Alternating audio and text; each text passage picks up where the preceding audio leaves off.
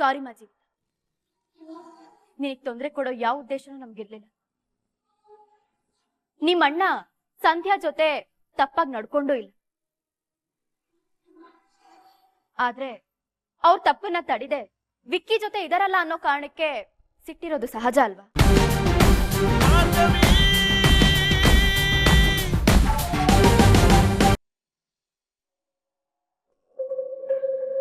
ಇವತ್ತು ವಂದನಾ ಫೋನ್ ಆಗಿದೆ. ಅವಳು ಸರಿಯಾಗಿ ಮಾತೇ ಆಡ್ಲಿಲ್ಲ. ಏನು ಅಂತ ಗೊತ್ತಾಗ್ಲಿಲ್ಲ. ಅದೇ ಅಕ್ಕ, ಎಂಗೇಜ್ಮೆಂಟ್ ರಿಂಗು ಅದ್ರ ಬಗ್ಗೆನೇ ಯೋಚನೆ ಮಾಡ್ಕೊಂಡು ಇನ್ನೂ ಬೇಜಾರು ಮಾಡ್ಕೊಂಡೇ ಇದ್ದಾಳೆ ಅನ್ಸತ್ತೆ. ಅದೇ ವಿಷಯ ಆಗಿದ್ರೆ ನನ್ನ ಹತ್ರ ಹೇಳಿರೋಳು ಸಾಕ್ಷಿ. ಈ ತರ ವಿಷಯಕ್ಕೆ ಎಷ್ಟೊಂದ್ಸಲ ನಮ್ಮ ಹತ್ರ ಸಿಟ್ಟು ಮಾಡ್ಕೊಂಡಿಲ್ವಾ? ಅದಲ್ಲ ವಿಷಯ. ಅವ್ರ ಮನೆಯಲ್ಲಿ ಏನೋ ಆಗಿದೆ ಅಂತ ಅನ್ಸತ್ತೆ. ಯಾರನ್ನು ಕೇಳಿದ್ರೆ ಗೊತ್ತಾಗತ್ತೆ. ಒಂದ್ ನಿಮಿಷ ಇರು, ಶ್ಯಾಮಗ್ ಫೋನ್ ಮಾಡ್ತೀನಿ.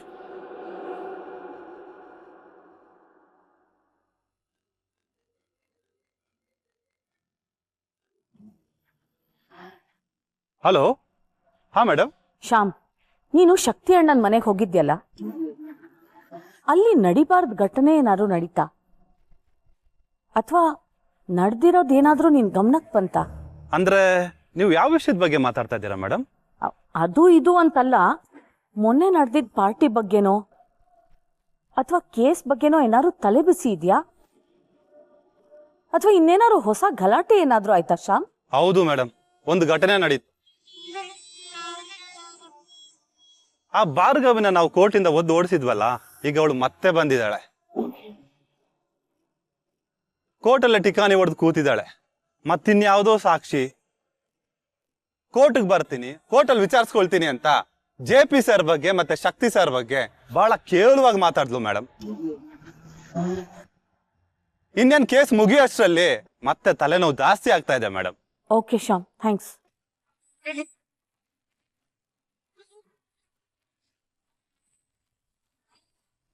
ಕೇಸ್ ಮುಗಿದ್ಮೇಲೆ ಮದ್ವೆ ಅಂದಿದ್ವಲ್ಲ, ಮೋಸ್ಟ್ಲಿ ವಂದನಾ ಅದಕ್ಕೆ ಟೆನ್ಷನ್ ಮಾಡ್ಕೊಂಡಿರ್ಬೋದು. ಎಲ್ಲ ಭಾರ್ಗವಿಯಿಂದಾನೇ ಆಗಿರೋದು. ಒಳ್ಳೆ ತಿಗಣೆ ತರ ನಮ್ ರಕ್ತ ಹೀರ್ತಾ ಇದ್ದಾಳೆ. ನಮ್ ಯೋಗ್ಯತೆ ಏನು, ಅವಳ ಯೋಗ್ಯತೆ ಏನು ಅಂತ ಗೊತ್ತಾದ್ಮೇಲೂ ಮತ್ತೆ ನಮ್ಮೆದುರಿಗೆ ನಿಂತ್ಕೊಂಡಿದ್ದಾಳಲ್ಲ ಅಕ್ಕ. ಈ ಬೃಂದ ಬಕೆಟ್ ಹಿಡಿಯೋ ಸ್ವಭಾವನಾದ್ರೂ ತಡ್ಕೋಬಹುದು, ಆದ್ರೆ ಅವಳ ತಂಗಿ ಮಾತೆತ್ತರೆ ನ್ಯಾಯ ನೀತಿ ಅಂತಾಳಲ್ಲ, ಡ್ಯಾಮ್ ಇರಿಟೇಟಿಂಗ್. ಅಯ್ಯೋ, ಅವಳ ವಿಷಯ ಯಾಕೆ ಬಿಡಕ್ಕ. ಹೇಗಿದ್ರು ಭಾವ ಅವಳನ್ನ ಸೋಲಿಸ್ತಾರೆ. ಆಮೇಲೆ ಅವ್ರ ಅಪ್ಪ ಅಮ್ಮ ಯಾವ್ದೋ ಒಂದ್ ಕಮ್ಮಂಗಿಂತಂದು ಅವಳಿಗೆ ಗಂಟ್ ಹಾಕ್ತಾರೆ. ಅಲ್ಲಿಗೆ ಅವಳ ಕೇಸ್ ಕ್ಲೋಸ್. ಅವಳು ಅದ್ ಯಾವ ಮನೆಗ್ ಸೊಸೆಯಾಗಿ ಹೋಗ್ತಾಳೋ ಆ ಮನೆ ಅಂತೂ ಅದು ಹೋಗತ್ತೆ. ಇವಳು ನ್ಯಾಯ ನ್ಯಾಯ ಅಂತ ಮನೆಯವ್ರನ್ನೆಲ್ಲ ಬಗ್ಗ ಬಡಿತಾಳೆ.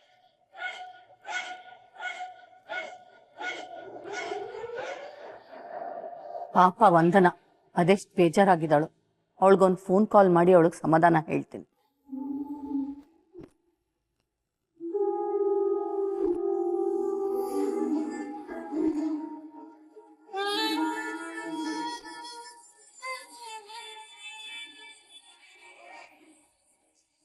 ಇಲ್ಲಿ ಯಾರ ಜೀವನ ಹೊತ್ಕೊಂಡುರಿದ್ರೆ ನನ್ಗೇನ್ ಪ್ರಾಬ್ಲಮ್?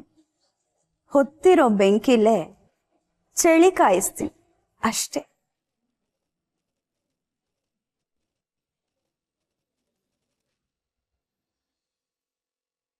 ಅವಳೊಬ್ಳೆ ಸಾಕು. ನಾಳೆನೆ ಯಾವ್ದಾದ್ರು ದೇವಸ್ಥಾನದಲ್ಲಿ ಅವಳನ್ನ ಮದ್ವೆ ಆಗ್ಬಿಡ್ತೀನಿ.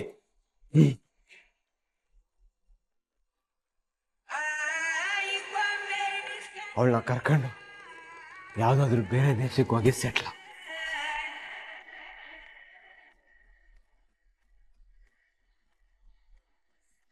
ಇದು ಯಾರ ಸವಾಸನು ಬೇಡ. ಕರೆಕ್ಟ್, ನಾನು ಅನ್ಕೋತಾ ಇರೋದೇ ಕರೆಕ್ಟ್.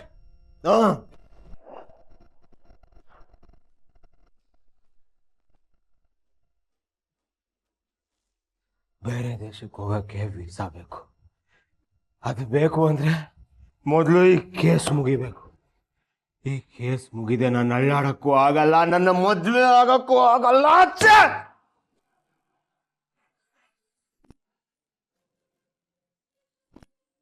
ಇದಕ್ಕೆಲ್ಲ ಕಾರಣ ಆ ಸಂಧ್ಯಾ ಅಲ್ಲ. ನಾನು ಅಷ್ಟು ದೊಡ್ಡ ತಪ್ಪೇನು ಮಾಡಿದೆ? ಏನೋ ಸುಮಾರಾಗಿದ್ದಾಳೆ ಅಂತ ಚುಡಾಯಿಸಿದೆ.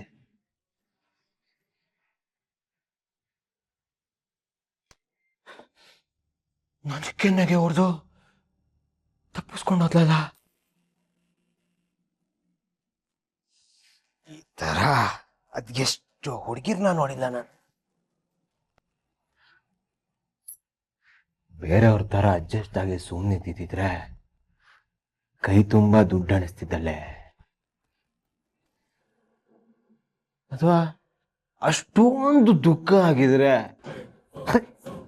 ನೇಣ ಹಾಕೊಂಡು ಸಾಯ್ಬೇಕಿತ್ತು. ಅದು ಬಿಟ್ಟು ನನ್ನನ್ನ ಸಿಕ್ಕಾಕ್ತಿಯಲ್ಲೇ. ಇದೊಂದೇ ಕಾರಣ ಇಟ್ಕೊಂಡು ಭಾರ್ಗವಿ ಆಟ ಆಡ್ತಿದ್ದಾಳೆ. ಮೊದಲು ಸತ್ಯನ ಮುಗಿಸ್ತೀನಿ,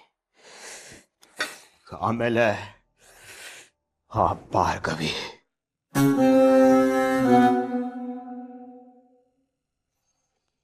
ಅದು ಯಾರನ್ನು ಮುಂದೆ ಇಟ್ಕೊಂಡು ಕೇಸ್ ನಡೆಸ್ತಾಳೋ ನಾನು ನೋಡ್ತೀನಿ.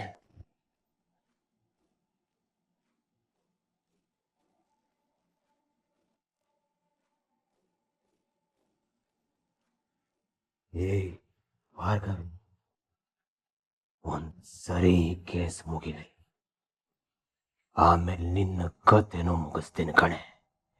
ಇದು ಈ ವಿಕ್ರಮ್ ಭೂಪತಿ ಮಾಡ್ತಿರೋ ಚಾಲೆಂಜ್.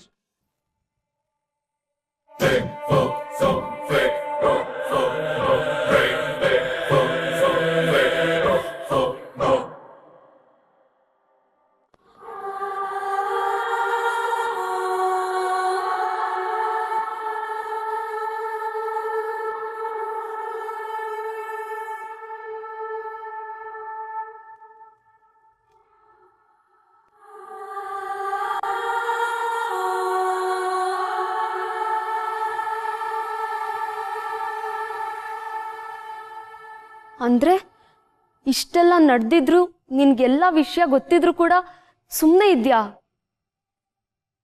ಆ ಲೋಫರ್ ವಿಕ್ಕಿನ ಉಳ್ಸೋದಿಕ್ಕೆ ಒಂದ್ ಹುಡುಗಿ ಪರವಾಗಿ ಮಾತಾಡಿಲ್ವಾ ಅಣ್ಣ ನೀನು? ನಂಗೆ ನೀನ್ ನನ್ನ ಅಣ್ಣ ಅಂತ ಹೇಳ್ಕೊಳಕ್ಕೆ ನಾಚಿಕೆ ಆಗ್ತಿದೆ. ಜೀವಿತ, ಮಾತಾಡ್ಬೇಡ ನೀನು. ಏನ್ ಜೀವನ್, ನಿನ್ ತಂಗಿ ಸುತ್ತ ಹುಡುಗರ್ ನಿಂತಿದ್ದಾರೆ ಅನ್ಕೊಡ್ಲಿ ಅದೆಷ್ಟು ಭಯ ಪಟ್ಟೆ. ಇದೇ ತಪ್ಪು ಸಂಧ್ಯಾ ಜೊತೆ ಬೇಕಾದ್ರೆ ಯಾಕೆ ತಡಿಲಿಲ್ಲ? ಮೇಡಮ್, ನಾನು ತಡಿಯೋದಕ್ಕೆ ಪ್ರಯತ್ನ ಪಟ್ಟೆ, ಆದ್ರೆ ನಯವಾಗಿ ಬೇಡ ಅಂದ್ರೆ ಅವನ್ ಕೇಳಲಿಲ್ಲ ಅನ್ಕೊಂಡು ಸುಮ್ನಾಗ್ಬಿಟ್ರಿ ಅಲ್ವಾ? ಅದೇ ಜಾಗದಲ್ಲಿ ನಿನ್ ತಂಗಿ ಇದ್ದಿದ್ರು ಹಾಗೆ ಮಾಡ್ತಿದ್ಯಾ? ನಿಮ್ಮನೆ ಹೆಣ್ಮಕ್ಳ ಜೊತೆ ನಡೆದ್ರೆ ಅದು ಅನ್ಯಾಯ, ಅದೇ ಬೇರೆ ಮನೆ ಹೆಣ್ಮಕ್ಳ ಜೊತೆ ನಡೆದ್ರೆ ಅದು ನಿಮ್ಗೆ ಮೋಜು ಅಲ್ವಾ?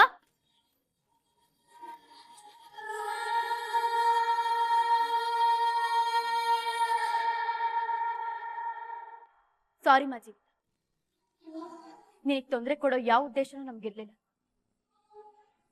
ನಿಮ್ಮಣ್ಣ ಸಂಧ್ಯಾ ಜೊತೆ ತಪ್ಪಾಗಿ ನಡ್ಕೊಂಡೂ ಇಲ್ಲ, ಆದ್ರೆ ಅವ್ರ ತಪ್ಪನ್ನ ತಡಿದೆ ವಿಕ್ಕಿ ಜೊತೆ ಇದಾರಲ್ಲ ಅನ್ನೋ ಕಾರಣಕ್ಕೆ ಸಿಟ್ಟಿರೋದು ಸಹಜ ಅಲ್ವಾ? ಈ ಸ್ಥಿತಿನ ಅವನಿಗೆ ಅರ್ಥ ಮಾಡ್ಸೋಕೆ ನಾವ್ ಈ ತರ ಪ್ಲಾನ್ ಮಾಡ್ಬೇಕಾಯ್ತು. ನಿನಗ್ ಭಯ ಆಗಿರುತ್ತೆ ಅಂತ ಗೊತ್ತು. I am really very sorry. ಪರವಾಗಿಲ್ಲ ಅಕ್ಕ, ನಾನು ಇಷ್ಟ ದಿನ ನಮ್ಮ ಅಣ್ಣನ ಫ್ರೆಂಡ್ಸ್ ಎಲ್ಲ ತುಂಬಾ ಒಳ್ಳೆಯವರು ಅನ್ಕೊಂಡಿದ್ದೆ. ನಿಮ್ಮಿಂದಾಗಿ ಇವತ್ತು ನಿಜ ಗೊತ್ತಾಯ್ತು. ಥ್ಯಾಂಕ್ಸ್ ಅಕ್ಕ. ನಿಂಗೆ ಗೊತ್ತಿಲ್ದೇನೋ ತಪ್ಪು ಮಾಡೋರಿಗೆ ನೀನ್ ಸಪೋರ್ಟ್ ಮಾಡ್ತಿದ್ಯಾ ಅಣ್ಣ. ಅದು ಕೂಡ ತಪ್ಪೆ, ಅದು ದೊಡ್ಡ ಅಪರಾಧನೇ. ನೀನಿವತ್ತು ಅವ್ರ ವಿರುದ್ಧ ನಿಂತಿಲ್ಲ ಅಂದ್ರೆ ಮುಂದೊಂದ್ ದಿನ ಅವರಿಂದಾನೇ ನನ್ಗೆ ಈ ಸ್ಥಿತಿ ಬರ್ಬೋದು ಅಣ್ಣ. ಆಗೇನ್ ಮಾಡ್ತೀಯಾ? ಬಿಡ್ತು ಅನ್ನು ಪುಟಿ, ಹಾಗೆಲ್ಲ ಮಾತಾಡ್ಬೇಡಮ್ಮ. ನೋಡು ಅಣ್ಣ, ನೀನ್ ಮಾಡಿರೋ ತಪ್ಪಿಗೆ ನಿಂಗೆ ಕ್ಷಮೆ ಸಿಗ್ಬೇಕು ಅಂದ್ರೆ ನೀನ್ ಈ ಅಕ್ಕನ ಪರವಾಗಿ ಸಾಕ್ಷಿ ಹೇಳು. ಆ ವಿಕ್ಕಿ ಮತ್ತೆ ಅವ್ರ ಜೊತೆ ತಪ್ಪು ಮಾಡಿರೋ ಪ್ರತಿಯೊಬ್ರು ಫ್ರೆಂಡ್ಸ್ ಕೂಡ ಜೈಲಿಗೆ ಸೇರ್ಬೇಕು. ಆಗ ನಾನು ನಿನ್ನ ನಮ್ಮ ಅಣ್ಣ ಅಂತ ಒಪ್ಕೋತೀನಿ. ಇಲ್ಲ ಅಂದ್ರೆ ನನ್ಗೂ ನಿನ್ಗೂ ಸಂಬಂಧ ಇಲ್ಲ ಅನ್ಕೋತೀನಿ. ಇಲ್ಲ ಜೀವಿತ,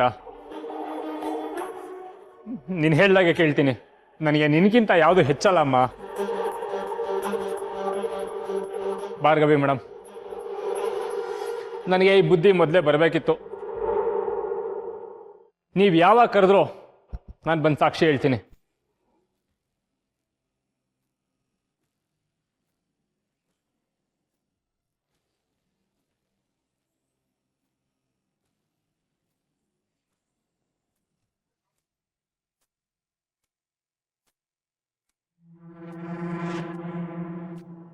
ಈಗ ಸದ್ಯಕ್ಕೆ ಯಾರಿಗೂ ಕಾಣಿಸ್ತಾ ಇರೋ ಹಾಗೆ ತಲೆಮರೆಸ್ಕೊಂಡಿರಿ. ನಾಳೆ ಕೋರ್ಟ್ ಹಿಯರಿಂಗ್ ಇದೆ. ಅವಶ್ಯಕತೆ ಬಿದ್ರೆ ನಾನೇ ನಿಮ್ಮನ್ನ ಬರಕ್ ಹೇಳ್ತೀನಿ. ನಾನು ಹೇಳ್ದಾಗ ಬಂದ್ರೆ ಸಾಕು. ಅಲ್ಲಿವರೆಗೂ ಯಾರ ಕಣ್ಣಿಗೂ ಕಾಣಿಸ್ಕೋಬೇಕು. ಸರಿ ಮೇಡಮ್. ಜೀವಿತ,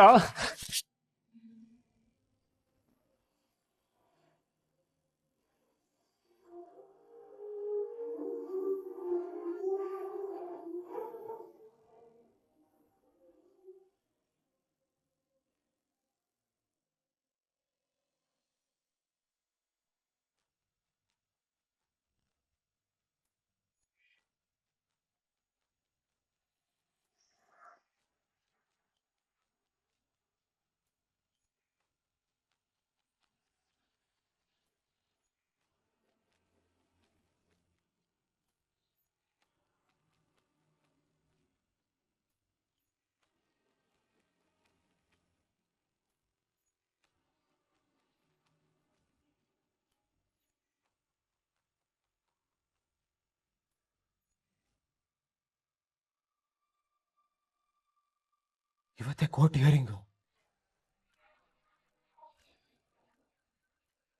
ಏಯ್ ಏಯ್ ಏಯ್ ಎದಳ ಮೇಲೆ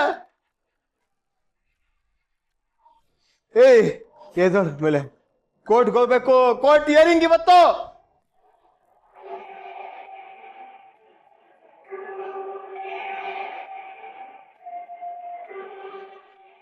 ಜೀವನ ಇಲ್ಲ, ನಮ್ ಜೊತೆನೆ ಇದ್ನಲ್ಲ, ಎಲ್ಲದ?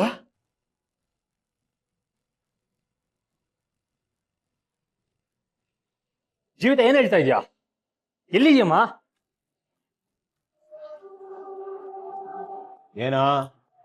ಏನಾಯ್ತಾ? ನನ್ನ ಹತ್ರ ಮಾತಾಡಿ ಏನು ಪ್ರಯೋಜನ ಇಲ್ಲ. ನನ್ನ ತಂಗಿನ ಕಾಪಾಡ್ಕೋಬೇಕು. ಯಾರ್ದೋ ಕಾಲ್ ಬಂದಿತ್ತು, ತಕ್ಷಣ ಅರ್ಜೆಂಟಲ್ಲಿ ಹೊರಟೋದ. ಅಂದ್ರೆ ಹೋದವನು ಬಂದೇ ಇಲ್ವಾ?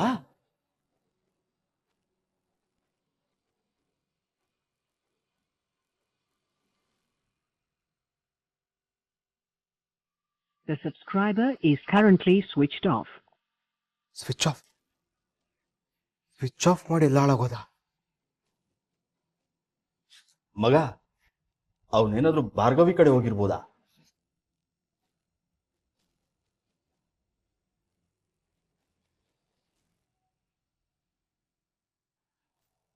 ಯಾವ ಟೈಮಲ್ಲಿ ಏನು ಮಾತಾಡ್ಬೇಕು ಅನ್ನೋ ಕಾಮನ್ ಸೆನ್ಸ್ ಇಲ್ವೇನೋ ನಿನ್ಗೆ? ಅವನ್ ಯಾಕೋ ಭಾರ್ಗವಿ ಜೊತೆ ಹೋಗ್ತಾನೆ? ಏನೋ ಡೌಟ್ ಅಲ್ಲಿ ಹೇಳ್ದೆ, ಸಾರಿ ಮಗ. ಏಯ್, ಎಲ್ರು ಕಾಲ್ ಟ್ರೈ ಮಾಡ್ರಿ. ಅವನ್ ಫೋನ್ ಸ್ವಿಚ್ ಆನ್ ಆಗಿದ ತಕ್ಷಣ ಮೊದಲನೇ ಕಾಲ್ ನಮ್ದೇ ಹೋಗ್ಬೇಕು, ಮಾಡ್ರಿ.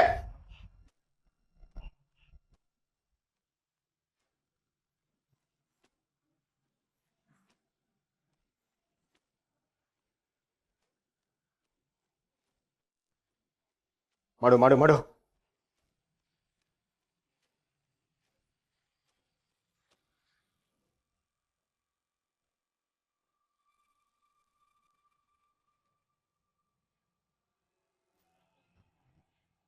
ಆ ಲೋಫರ್ ಮೊದ್ಲೇ ಭಾರ್ಗವಿ ಸಂಧಿನ್ ಪರ ಮಾತಾಡ್ತಿದ್ದ.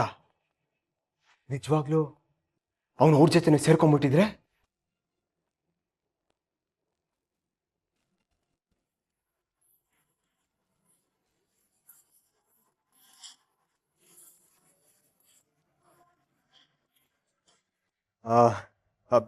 ಡ್ಯಾಡ್, ಅದೇನಾಯ್ತು ಅಂದ್ರೆ